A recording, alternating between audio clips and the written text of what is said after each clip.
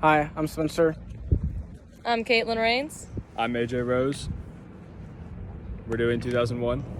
Yay! Hooray. The year's 2001, it's been a busy year. Let's look at the economic data for 2001. First, we have the potential real GDP, 14,349.88119 billion. Secondly, the real GDP, we've got 14,096.33033 billion. Our price level is 74.360. Our inflation rate is 2.25735%. Our unemployment rate is 4.7%. Our federal funds rate is 1.82%. And our RDI is 41.2 billion for 2001. Our way to the 2001 AD and AS graph. Over here, we have our AD and AS graph.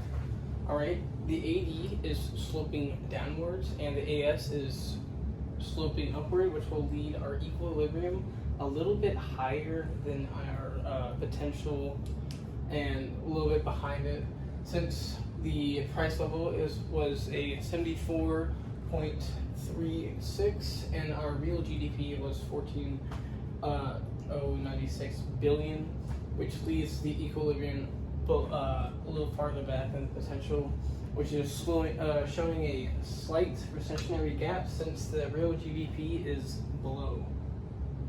Now we move on to our monetary policy and Taylor rule for 2001. In 2001, our output gap is negative 252.84819. Our inflationary gap is 0.26. The economy had scarce reserves at the time compared to modern standards. This is our graph. For the Taylor rule, we decided to focus more on full employment, putting it at 0.60, and put stable prices at 0.40. With this, the federal funds rate would increase by 1.48%, leaving it at 3.30%. To do this, we would sell government securities through OMO. This would decrease reserves. We would have to increase discount rates, increase the borrowing cost, and we would leave the reserve requirements as is.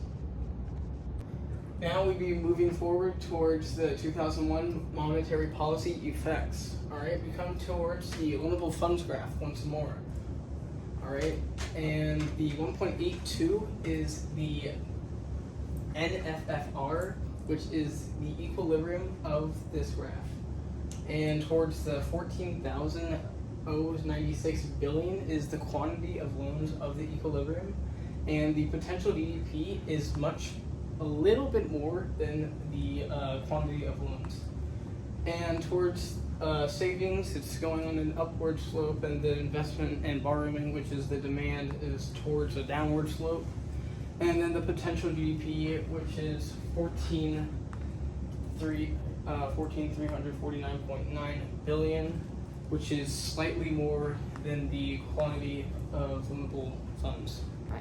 All right, lastly, we're going to go on to our monetary policy opinion. So, for our policy, we put unemployment at 0.6 and we put stable pricing at 0.4.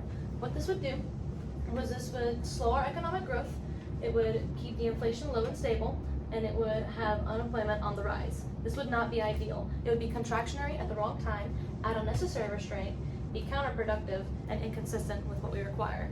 So instead, we could have Fed buy government securities through open market operations, which would raise the bank reserves, lower the discount rate, and minimize and keep reserve requirements at the same.